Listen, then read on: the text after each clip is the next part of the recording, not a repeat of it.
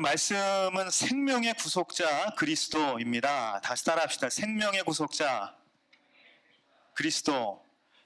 여러분들 몇 주 동안 설교를 계속 들으셨으면 아마 이 시리즈가 계속 이어진다는 것 정도를 아마 감지하셨을 거예요. 첫 번째 12월 첫 번째 주에 저희가 창세기 말씀을 가지고 여자의 후손 그리스도, 그리고 지난주였죠, 출애굽기 말씀을 가지고 6월절 어린 양 그리스도에 대해서 나눴습니다. 오늘 세 번째 레위기 말씀입니다. 생명의 구속자 그리스도. 어린 아이들이 특별히 오늘 많이 와 있는데요, 피를 먹지 말라, 피 얘기를 계속 하려고 하니까 마음이 좋지는 않지만 그래도 생명의 구속자 그리스도 말씀 가지고 말씀을 나눴으면 좋겠습니다. 연말입니다. 연말에는 직장, 동호회 많은 모임들이 있을 거예요. 같이 1년을 어떻게 살아왔는가, 살아온 이야기도 하고 맛있는 식사도 나누고 재미있는 교제를 하는 그런 모임들이 아마 많이 있을 것이에요. 송년회 모임들이 있을 것입니다. 특별히 연인이나 또 부부 사이에서는 이 시즌에 이렇게 좋은 레스토랑에 가가지고 맛있는 음식, 식사, 분위기 있는 식사를 하면서 이렇게 보내는, 저녁 시간을 보내는, 그러기에 딱 맞는 시즌이 요즘이 아닐까 그런 생각을 해보는 것입니다. 저도 아내와 함께 1년에 한 번 좋은 레스토랑에 가서 스테이크를 먹습니다. 할렐루야. 예, 부러우시죠? 이제 식사를 가서 고기를 이제 시키고요, 스테이크를 시키고 고기 굽는 정도에 대해서 이제 웨이터가 물어보죠. 그 고기 굽는 정도에 대해서 물어볼 때가 되면 괜히 이제 웨이터나 아내의 눈치를 저는 보게 됩니다. 무슨 말이냐면, 저는 웰던이 좋은데 비싼 고기를 먹으면서 촌스럽게 보일 것 같은 그런 생각 때문에 마음에도 없는 미디엄을 달라고 그렇게 이야기를 하곤 합니다. 저는 고기 맛을 모른다라고 여러분 생각할지 모르겠지만, 저는 도대체가 그 피가 뚝뚝 떨어지는 스테이크를 왜 먹는지 이해가 되지 않아요. 맛있지도 않고 그렇다고 그렇습니다. 저는 아무튼 저는 그래요. 제 동료 목사님 중에 유난히 선지 해장국을 좋아하시는 목사님이 있습니다. 네, 별로 좋아하지 않으시네요. 같이 해장국을 먹으러 가면 저는 이제 선지를 빼고 주십시오. 그래서 이제 시래기만 있는 그 해장국을 달라고 하는데, 이 목사님은 꼭 저한테 뺀 선지를 자기한테 달라, 자기한테 더 달라, 듬뿍 달라, 이렇게 이야기를 하곤 합니다. 제가 군대 제대하고 나서 휴학을 잠깐 했었는데, 휴학을 하면서 이제 한동안 여행을 다녔던 시즌이 있었어요. 제가 이제 이곳저곳 여행을 다니다가 땅끝마을 해남에 갔던 데가 있습니다. 해남에 가서 여러 가지 좀 보다가 그 해남 근처에 벌교라는 곳이 있어요. 이 벌교에 갔죠. 벌교에 유명한 것이 뭐가 있습니까? 벌교에는 굉장히 유명한 음식인데 그거 뭐냐면 꼬막이에요. 또 특별히 꼬막 중에, 벌교 출신이 여기 계신지 모르겠지만 피꼬막이 있습니다. 비린내 굉장히 나는데, 같이 간 우리 이제 친구들이 남자라면 피꼬막을 먹어야 된다, 이런 마음을 가지고 피꼬막을 막 달라고 하는 거예요. 달라가지고 피가 정말 흥건합니다. 꼬막 위에. 그걸 막 맛있다고 아우성을 내면서 먹는 거예요. 저는 옆에서 꼬막을 구워서 이렇게 먹었던 기억이 납니다. 제가 왜 이런 말씀을 드리냐, 자, 오늘 말씀 우리가 읽었던 것처럼 피를 먹지 말라, 이런 율법의 말씀이에요. 피를 먹지 말라. 정확히 말하면 생명이 있는 모든 생명의 피를 이야기하는 것입니다. 더 구체적으로 얘기하면 희생제물, 희생짐승의 피, 그것을 먹지 말라는 것인데, 자, 그러면 스테이크를 레어로 먹으면 비성경적이고 웰던으로 먹으면 성경적인 것이냐? 선지해장국 먹으면 비성경적이고 시래기해장국 먹으면 성경적인 것이냐? 오늘 말씀은 그런 이야기는 아닐 것이에요. 오늘 말씀을 여러분 읽으시면서 혹시라도 자기가 스테이크를 레어로 먹고 또 선지해장국을 굉장히 좋아하는 사람인데 그래서 마음이 굉장히 불편한 분이 혹시라도 계실지 모르겠지만 여러분 마음이 불편할 필요가 없고요. 또 반대로 나는 굉장히 웰던으로 스테이크를 먹고 나는 시래기 해장국만 먹는다. 뭐 그렇다고 해서 내가 굉장히 나는 성경적인 사람이야 라고 그렇게 생각하실 필요도 없다는 것이에요. 아무도 즐거워하지 않으시네요. 자, 그렇다면 도대체 왜 하나님께서는 피를 먹지 말라고 명령하신 것인가? 오늘 이 말씀의 의미를 살펴보면서 대림절 마지막 주간 우리를 구원하신 예수 그리스도의 생명의 은혜를 다시 한번 생각해 보게 되기를 간절히 바랍니다. 10절 말씀 같이 한번 읽겠습니다. 10절입니다. 시작.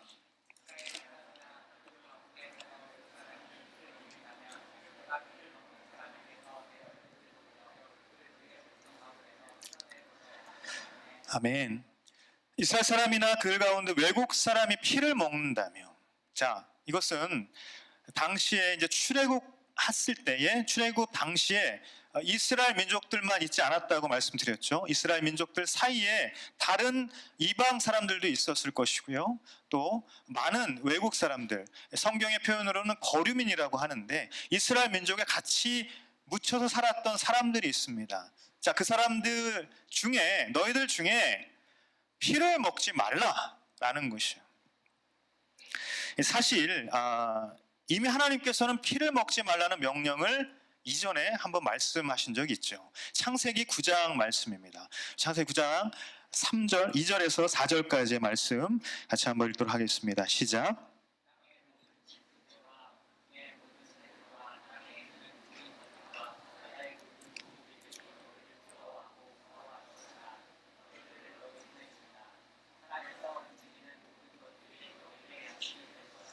푸른 채소와 같이 이 모든 것을 너희에게 주었다.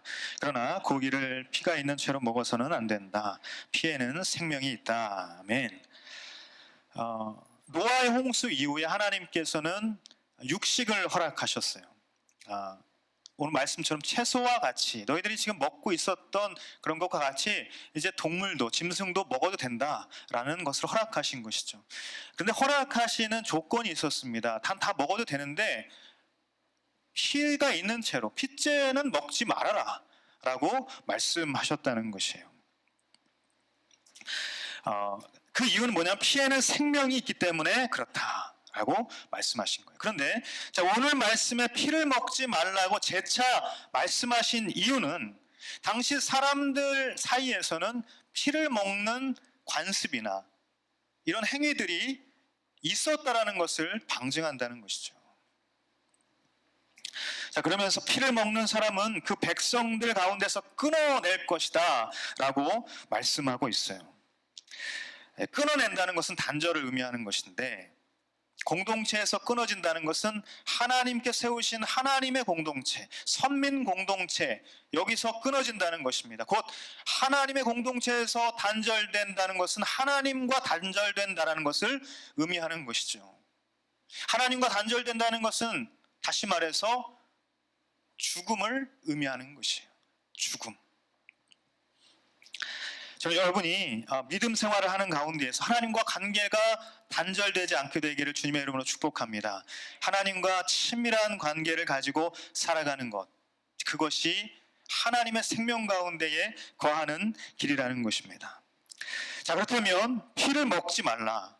그렇지 않으면 너희들 관계가 끊어질 것이다, 죽을 것이다, 이토록 엄격하게 명령하시는 이유가 도대체 무엇인가?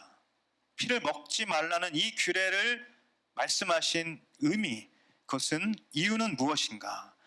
첫 번째, 그 이유가 오늘 성경 말씀에 나오는데요. 11절 말씀을 같이 한번 읽도록 하겠습니다. 시작. 이는 육체의 생명이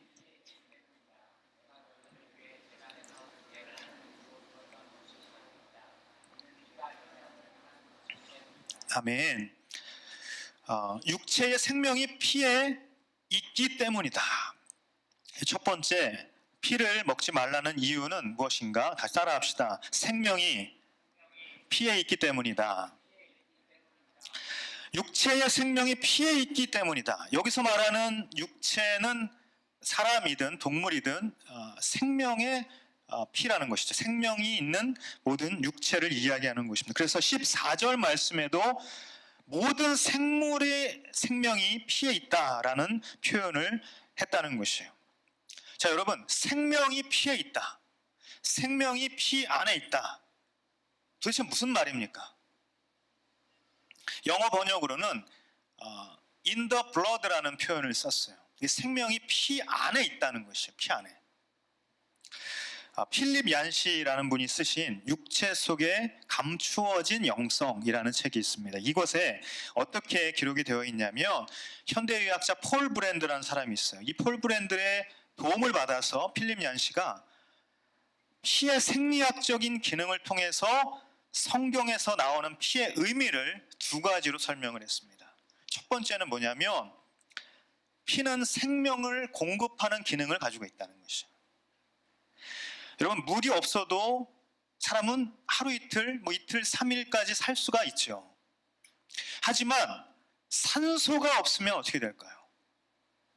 우리 육체 가운데 산소가 없으면 우리는 조금 하루 이틀이 아니라 한 3분, 4분이 아니라 단 1분도 살기가 어려운 것이에요. 산소가 없으면.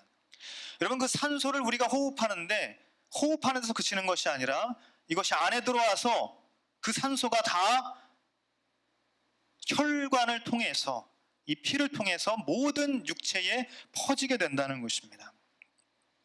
사람은 시간당 4갤론의 산소가 필요한데 운동을 할 때는 그보다 훨씬 많은 그런 양의 산소가 공급이 필요하다는 것이에요. 근데 이 산소를 공급하는 것이 바로 피인데 그 피에 어떤 그 요소가 있냐면 적혈구라는 것이 있죠. 이 적혈구가 실제로 산소를 운반한다는 것이에요. 그래서 적혈구가 20초 정도의 주기로 온 몸을 순환하면서 이 일을 한다는 것입니다. 매일 3천억 개의 적혈구가 죽고 다시 태어나면서 계속 그것을 반복하면서 이 일을 한다는 것이에요. 피가 없으면 살 수 없기 때문에, 산소를 공급받지 못하기 때문에 바로 피 안에 생명이 있다는 것이죠. 두 번째는 어떤 의미를 이야기하냐면 피의 또 다른 기능은 바로 청결이다 라고 이야기를 하는 것이에요. 자, 우리 몸을 그냥 두면 이산화탄소나 요산이나 이렇게 안 좋은 찌꺼기들이 계속해서 쌓인다고 해요. 그 찌꺼기들이 쌓이면 우리 몸이 어떻게 될까요? 오염되겠죠. 오염이 되면 어떻게 될까요? 안 좋아지는 것이에요. 죽게 되는 것입니다. 그래서 이 찌꺼기들이 쌓이면 이것을 바로바로 배출해 주거나 그것을 해결해 줘야 되는데 그 대표적인 역할을 하는 것이 신장이에요. 마치 엔진을 수리하는 이 정비공이 엔진을 수리하기 위해서 이 부품을 하나하나 분해해서 그것을 잘 닦고 다시 잘 이렇게 만져서 다시 다 조립해서 재조립해서 엔진을 고치는 것과 마찬가지로 이 신장이 그런 역할을 한다는 것입니다. 이 신장이 우리 몸의 33가지의 이물질, 화학물질을 닦아내고 그것을 다시 잘 재조립하고 재정립해서 닦아낸 남은 것들을 방광으로 보내고 다시 이 몸이 오염되지 않게 찌꺼기가 남아있지 않도록 잘 그렇게 역할을 한다는 것이에요. 그런데 이 모든 정화 작업을 수행하는 것이 신장이지만 사실 그 안에 적혈구가 이 일들을 또 한다는 것이에요. 이 적혈구는 연속적으로 50만 번씩이나 짐을 지고 이 노폐물을 운반하는 역할을 한다는 것이에요. 그래서 피 안의 생명을 유지시키는 그런 역할들을 바로 이 적혈을 통하여서 한다는 것입니다. 우리가 살펴본 것처럼 피 안에 생명이 있다는 말은 의학적으로도 매우 설득력 있는 말이라는 사실을 우리가 알 수가 있어요. 자, 이처럼 피 안에 생명과 직결된 많은 요소들이 있기 때문에 우리가 생명이 피에 있다라고 말할 수 있지만, 이거보다 조금 더 구체적이고 이거보다 조금 더 궁극적인 본질적인 이유가 있어요. 그것은 뭐냐면 하나님께서 생명이 피에 있다, 피에 생명이 있다라고 말씀하셨기 때문에 그렇습니다. 여러분, 하나님은 모든 생명을 창조하신 분인 줄 믿습니다. 모든 생명을 주관하시는 분인 줄 또한 믿습니다. 하나님께서 생명을 창조하시고 주관하시기 때문에 하나님께서 피가 생명에 있고 생명이 피 안에 있다라고 말씀하셨다면 그 모든 생명과 피를 주관하시고 그것을 다스리시는 분이다, 그것이 하나님께 속해 있는 것이다 라는 것을 우리가 알 수가 있다는 것이죠. 여러분, 레위기를 보면요, 5가지 제사가 나오는데요, 이 5가지 제사, 번제, 소제, 화목제, 속건제, 속죄제인데 이 소제를 제외한 나머지 4개가 다 짐승들을 사용해서 이 짐승들을 죽이는 것이죠. 희생제물을 죽여서 그 피가 나온다는 것입니다. 이 피 흘림이 있는 제사를 다 하나님께 드리는 것이에요. 소제는 곡식 제사니까 제외하는 것이죠. 이 제사를 드릴 때에 레위기의 규례는 어떻게 이야기하고 있냐면, 이 피를 짐승의 희생제물의 짐승을 죽여서 이 피가 나오는데 이 피를 제단에 뿌리라고 합니다. 혹은 제단 옆에 흘려보내라고 합니다. 혹은 성소의 휘장에 뿌리라고 얘기를 해요. 레위기를 보시면 자세하게 그 피를 어떻게 다룰 것인가에 대해서 이야기를 하고 있는데, 자, 이 피를 뿌리거나 성소에 뿌리거나 제단에 뿌리거나 이렇게 흘려보내는 그 이유가 무엇이에요? 그것은 피를 뿌린다는 것은 피에 생명이 있기 때문에 생명을 뿌린다는 의미가 된다는 것이에요. 생명을 뿌린다는 게 무슨 의미입니까? 이 생명을 제단에 드린다는 것이, 성소, 하나님이 계신 곳에 드린다라는 의미를 담고 있다는 것이에요. 그러므로 여러분, 생명을 하나님께 드린다라는 의미, 이것은 생명의 주관자이신 하나님께 나의 생명을 대신해서 희생 제물을 드린다라는 의미가 있다라는 것이에요. 제가 요 전에 지금 말씀드렸던 것처럼 이 당시 사람들에게 피를 먹는 습관이 있다고 했어요. 당시 사람들에게 피를 먹는 행위가 있다라고 말씀드렸습니다. 실제로 고대 근동 사람들, 또 고대 히브리인들은 실제로 이렇게 생각을 했어요. 어떤 생각을 했냐면 피에 생명이 있다고 생각을 한 거예요. 이 사람이 막 살다가 어떻게 하다가 죽었어요. 죽었는데 그 사람이 막 피를 흘려서 죽게 된 거예요. 이 사람이 죽었는데 보니까는 피가 막 흘려진 거예요. 사람들이 어떻게 생각했을까요? 할렐루야. 어떻게 생각했을까요? 아, 이 피가 이렇게 몸에서 빠져나오니까 사람이 죽는구나, 이런 생각을 했겠어요, 안 했겠어요? 했겠죠. 그렇기 때문에 사람들이 생각에 피가 이 생명이구나, 이런 생각을 했을 것입니다. 그래서 사람들이 이 피를 마시면 무언가 생명을 얻게 되고 내가 생명을 연장하게 된다라는 생각을 했다라는 것. 실제로 고대 근동 사람들이 이런 생각을 하고 있었다라는 것입니다. 하나님께서 피를 먹지 말라고 말씀하셨던 그 이유는 뭐냐면, 피가 생명의 주관자이신 하나님께 속해 있음을 인정하라는 것이에요. 내가 그냥 피를 먹으면, 아무 피나 짐승의 피나 사람의 피나 이런 것들을 먹으면 나 스스로 생명을 연장할 수 있다라고 그렇게 생각하는 것이 아니라, 이 피, 이 생명, 이 모든 것이 다 하나님께 있다라는 것을 사람들로 하여금, 이스라엘 백성들로 하여금, 이스라엘 공동체로 하여금 그것을 인정하고 알게 하기를 원하셨다라는 것이죠. 여러분, 아무리 우리가 의학이 발달해도요, 아무리 생명공학이 발달해도 사람을 똑같이 만들 수 있습니까? 그럴 수 없어요. 여러분, 생명이 아니라 피를 똑같이 만들 수 있을까요? 결코 그럴 수 없어요. 아무리 생명공학이 지금 뛰어나게 발달했다 하더라도 피를 인간이 만들 수는 없는 것입니다. 그러므로 피는 하나님께 속한 것이에요. 생명이 하나님께 속한 것과 마찬가지로 피도 하나님께 속해 있다라는 것입니다. 그래서 피가 있는 모든 생명, 그것 또한 하나님께 속해 있음을 너희들이 인정해라. 그리고 생명을 존중해라 라고 하나님께서 말씀하신다는 것입니다. 여러분, 생명이 오직 하나님께 달려 있음을 우리가 기억해야 하는 것이 중요하다는 것입니다. 자, 생명이 하나님께 있기 때문에 죽음에서 생명으로 옮기는 속죄, 이 대속도 하나님께 속해 있다는 것을 우리가 두 번째로 나눠보고 싶은데요. 두 번째 11절 말씀 다시 한번 읽는데, 이것은 이번에 우리말 버전이 아니라 개역개정 버전으로 한번 읽도록 하겠습니다. 같이 한번 읽겠습니다. 시작.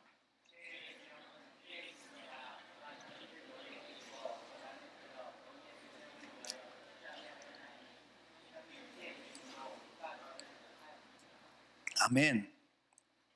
두 번째, 피를 먹지 말라고 말씀하신 이유는, 따라합시다. 피가 죄를 속하기 때문입니다. 11절에 이제 개역개정으로 읽었던 이유는 조금 더 구체적인 설명이 있어서 그래요. 뭐냐면, 내가 이 피를 너희에게 주어서 제단에 뿌려 너희의 생명을 위하여 속죄하게 하였다. 생명의 피에 있으므로 피가 죄를 속한다. 피가 죄를 속하는 역할을 한다 라는 것입니다. 먼저 피를 너희에게 주었다는 것은 이 피가 우리한테 속한 것이 아니라 하나님으로부터 왔다라는 것을 의미하는 것이죠. 그 다음에 이 피를 주신 목적에 대해서 이야기를 하는데, 그것은 뭐냐면 속죄를 하는 용도이다 라고 말씀하고 있어요. 생명이 피에 있으므로 피가 죄를 속한다. 이 생명, 피, 죄 이런 단어가 계속해서 등장을 하는데, 여러분, 죄를 지으면 어떻게 된다고 했어요? 죄를 지으면 사망한다고, 죽는다 그랬어요. 창세기의 첫 범죄의 결과가 무엇이었습니까? 그것은 죽음이었어요. 하나님께서 이 선악과를 따먹지 말아라. 이것을 따먹는 날에는 정령 죽을 것이다 라고 말씀하셨어요.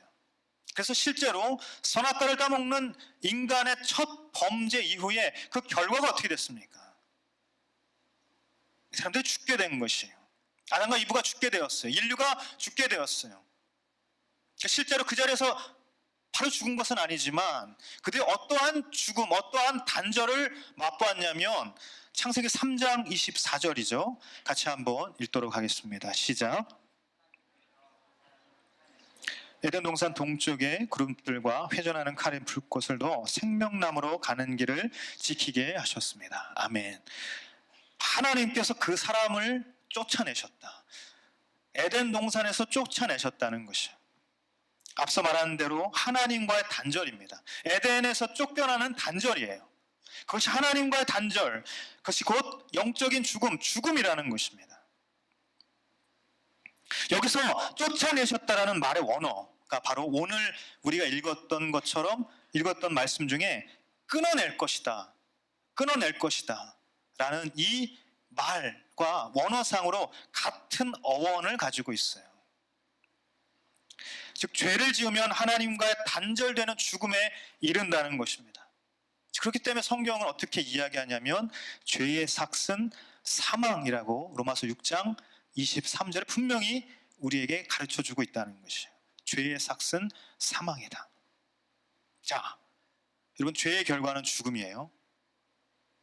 지난주 우리가 나눴던 것처럼 6월절 규례를 나누면서 어떻게 이야기했어요? 죄를 지으면 죽는데, 그러면 죽지 않고 싶어요. 그럼 어떻게 합니까? 이 죄를 해결을 해야 돼요. 이 죄를 사함을 받아야 돼요. 그러면 죄 사함을 어떻게 받습니까?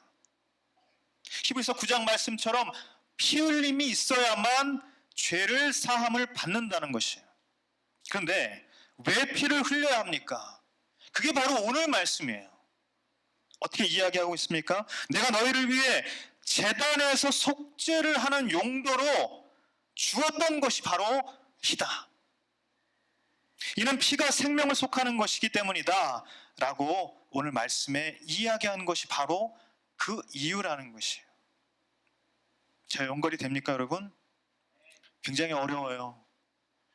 피 얘기를 하니까 전부 다 그냥 어려운 마음.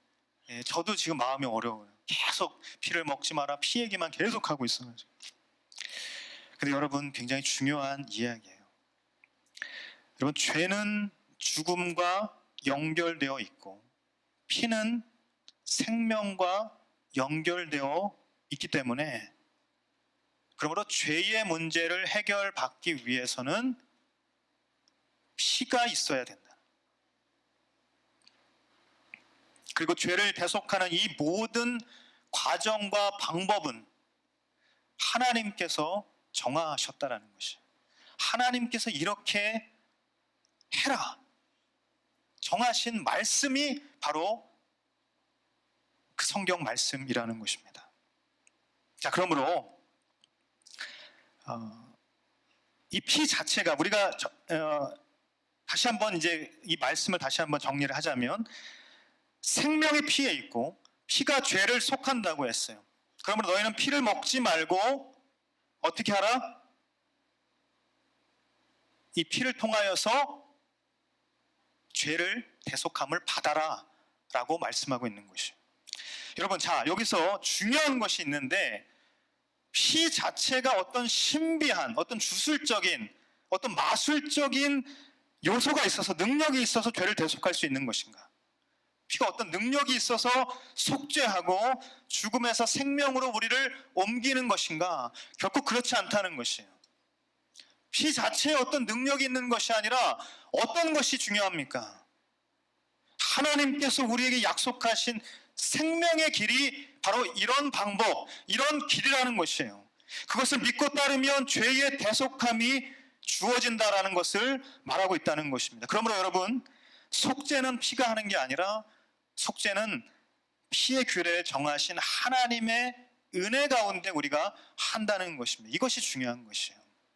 피를 먹지 말라는 이야기를 우리가 두 가지 나누고 있는데, 피에 생명이 있다, 이게 첫 번째였어요. 근데 그 생명은 하나님께 속한 것이다.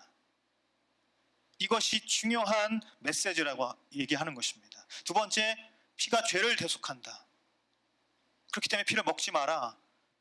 이 피를 대속하는 것은 피가 하는 게 아니라 하나님의 대속의 능력을 힘입어서 하는 것이다. 하나님께서 그렇게 하시겠다고 말씀하셨기 때문에 우리가 그것을 믿는 믿음 안에서 대속함을 받는 것이다. 여러분, 구약 시대의 제사를 통해서 제사장은 제사를 지냅니다. 이 제사를 통하여 하나님께서 규례를 만들어 오신 제사 방법을 그대로 따라서 제사를 지내는 것이죠. 그러면서 제사를 지내는 가운데에 어떻게 이 하나님께서 말씀하신 제사를 통하여서 사람들이 죄의 사함을 받는 것이에요. 그런데 사람들이 어떤 맥락에서 죄 사함을 받는 것입니까? 이 피가 어떤 능력이 있어서 받는 것입니까? 제사장이 어떤 능력이 있어서 받는 것입니까? 아니라는 것이에요. 피의 능력을 믿는 것이 아니라 하나님께서 이렇게 말씀하셨는데 그대로 우리가 따르는 것이에요. 그 하나님께서 그대로 그걸 따라서 할 때에 하나님께서 우리를 대속해 주시는구나 라는 그 믿음 안에서 우리가 제사 지낸다는 것입니다. 바로 이와 같은 대속의 의미가 이 땅에 오신 예수 그리스도를 통해서 완성되었다는 것이 바로 복음이라는 것이에요. 이 복음을 믿는 자마다 멸망치 않고 영생을 얻게 된다라는 것이 바로 성경의 증언이고 성경의 가르침이라는 것입니다. 자, 이제 다 왔어요. 피 얘기를 하니까 여러분 계속해서 힘들어요. 그런데 자, 피가 죄를 속한다는 것을 하나님께서 정하셨기 때문에 피로 대속함을 얻는 것을 잘 알겠어요. 자, 그런데 여전히 피를 먹지 말라 말씀하신 이유는 도대체 무엇인가? 이 본문에서 피를 먹지 말라고 이야기한 이유는 도대체 뭐냐? 이 피는 짐승의 피라고 했어요. 짐승의 피를 먹지 말라. 구체적으로 희생 제물의 피를 먹지 말라라는 것인데, 이 희생 제물의 피를 통해서 하나님께서 제사를 지내는 이 사람의 죄를 대속하는 것은 맞지만, 그것은 반복적으로 행해야 하는 불완전한 대속이라는 것이죠. 불완전한 대속. 왜냐하면 사람은 계속해서 죄를 짓고, 또 희생제물도 불완전하기 때문에 우리는 불완전한 생명을 통해서 일시적인 죄사함을 계속해서 받는다는 것이죠. 이게 불완전한 제사라는 것입니다. 자, 이 일기를 어떻게 성경은 이야기하고 있냐면 히브리서 9장 말씀입니다. 히브리서 9장 22절에서 26절까지 말씀이에요.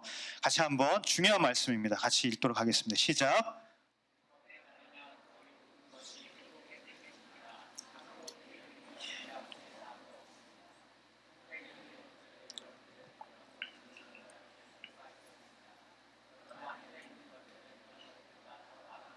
정결하게 되어야 합니다. 그리스도께서는 참된 것에 모형들인 손으로 지은 성소로 들어가지 않으셨습니다. 그분은 이제 우리를 위해 하나님 앞에 나타내시려고 바로 하늘 그 안에 들어가셨습니다.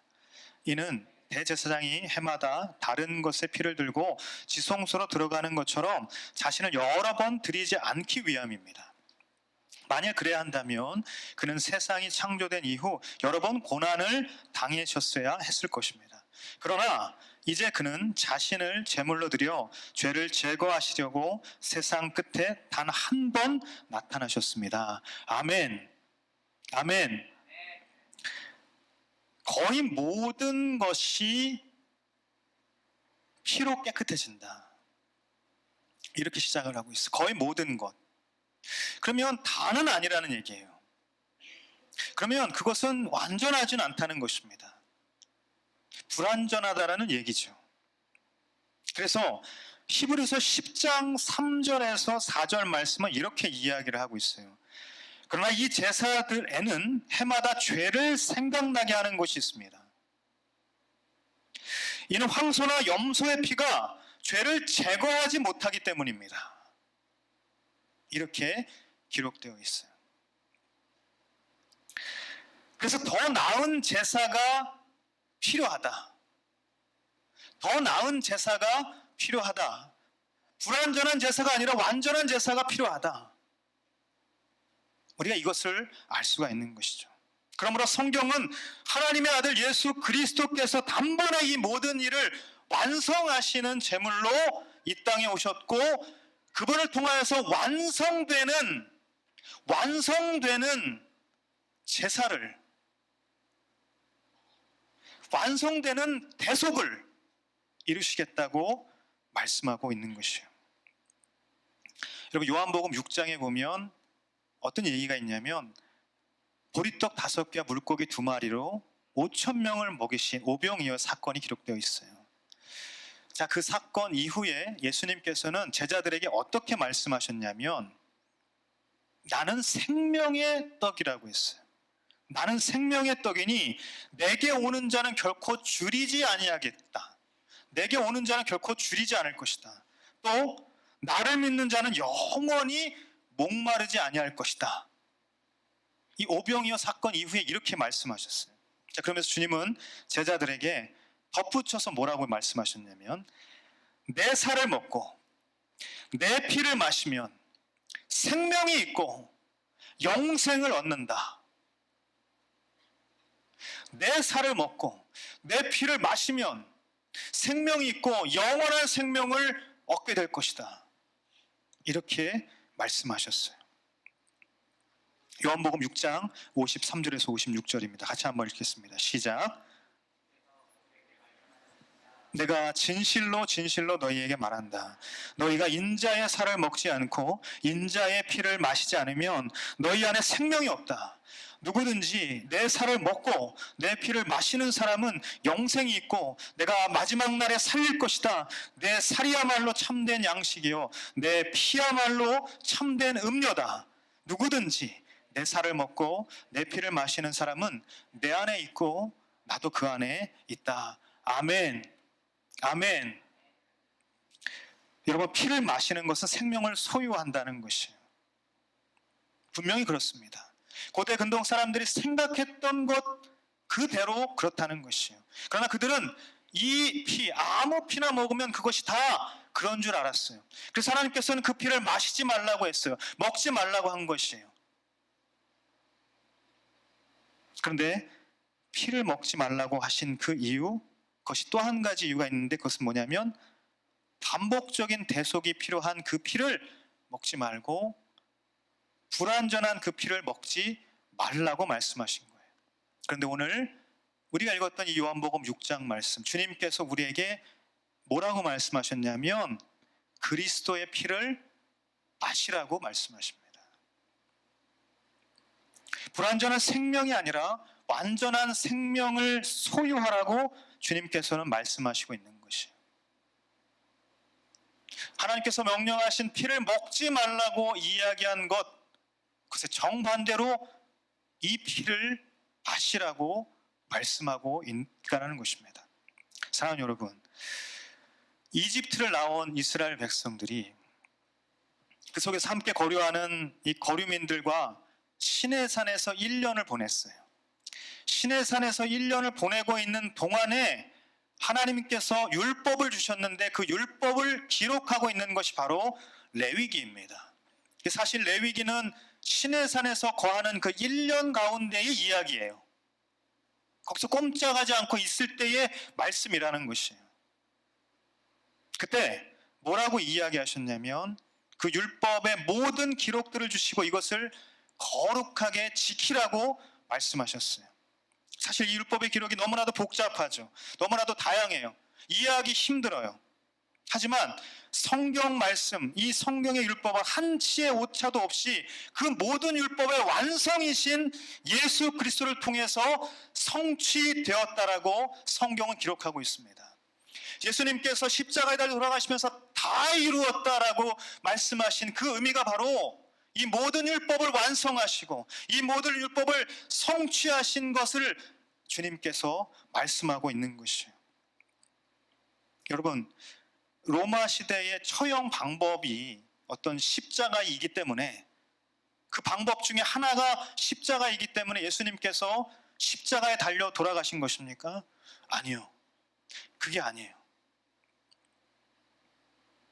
예수님께서 피를 쏟으며 그 십자가의 죽임을 당하신 것이 하나님께서 정하신 율법이기 때문에, 하나님께서 정하신 약속이기 때문에 예수님께서는 그 십자가에 달려 모든 물과 피를 쏟으시고 우리의 죄를 대속하시고 죽으셨다라는 것입니다.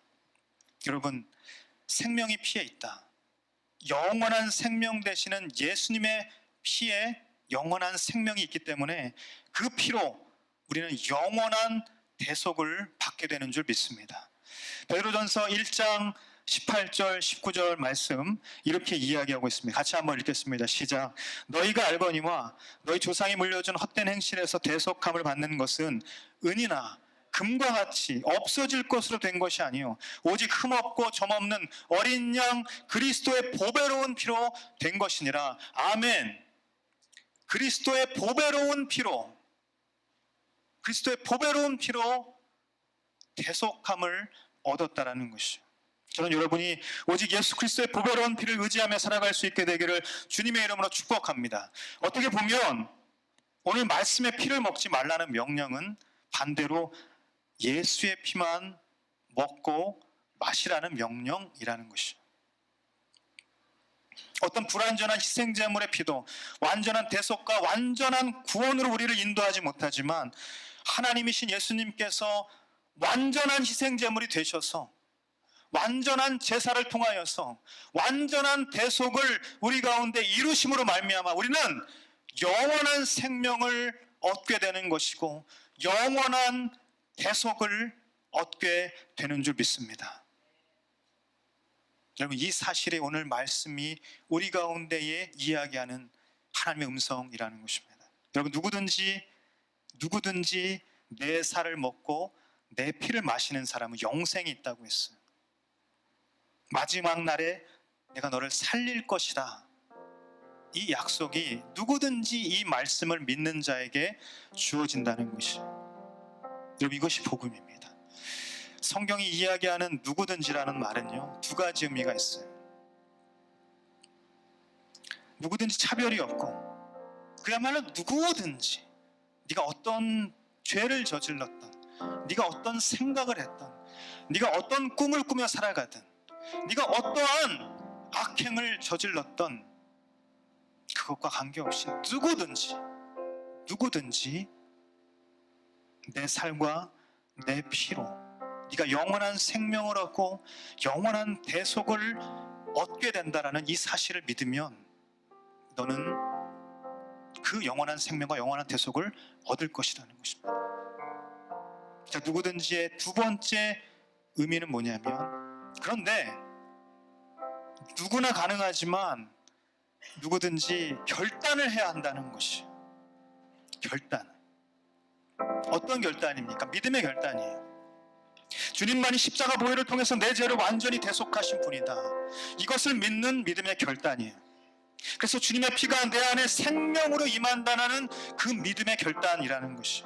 그래서 나의 불완전함과 나의 연약함으로 사는 인생이 아니라 주님의 그 완전하신 생명으로, 그 생명의 능력으로 사는 인생이 될 것입니다.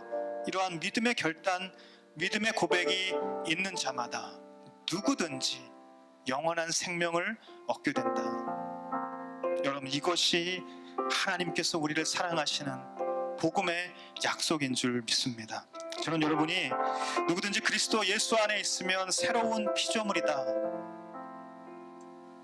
이 약속의 말씀처럼 누구든지 오늘 말씀처럼 내 살을 먹고 내 피를 마시라.